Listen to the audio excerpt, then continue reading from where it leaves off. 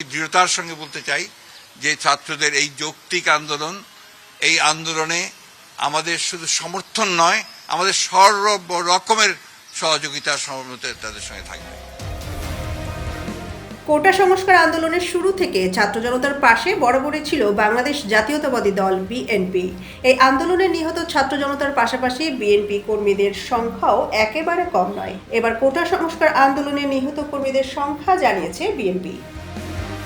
21 August বিকেলে BNP এবং অঙ্গ ও সহযোগী সংগঠনের যৌথ সভা শেষে দলের মহাসচিব মির্জা ফখরুল ইসলাম আলমগীর জানান, কোটা সংস্কার আন্দোলনে বিএনপির মোট 198 কর্মী নিহত হয়েছেন। এ সময় বাংলাদেশের গণতন্ত্রকে প্রাতিষ্ঠানিক রূপ দিতে বিএনপি সবচেয়ে বেশি অবদান রেখেছে বলেও দাবি করেন তিনি। মির্জা ফখরুল বলেন, বিএনপি বরাবরই স্বৈরাচারের বিরুদ্ধে লড়াই করেছে। গত 16 বছরে আওয়ামী লীগ সরকার বিভিন্ন আন্দোলনে প্রায় 2000 লোককে হত্যা করেছে।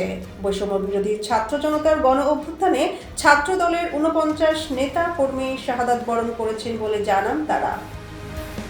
এদিকে 21 আগস্ট বিকেলে এক সংবাদ সম্মেলনে ছাত্র দলের সাধারণ সম্পাদক নাসির উদ্দিন নাসির বলেন, গণ অভ্যুত্থানে বিজয়ী ছাত্র জনতাকে একটি শোকাবহ খবর জানাতে হচ্ছে।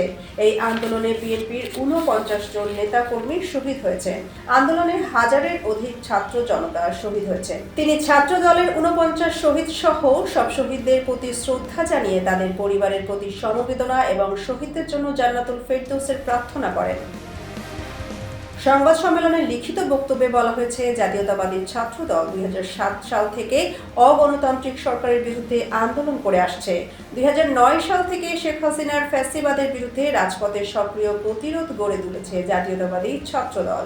গণতান্ত্রিক সংগ্রামে তাদের অসংখ্য সহযোদ্ধা গুম, খুন ও ক্রসফায়ারের শিকার হয়েছে, আয়নাঘরে বন্দী হয়েছে, রিমান্ডে কারাগারে নির্যাতনের শিকার হয়েছে।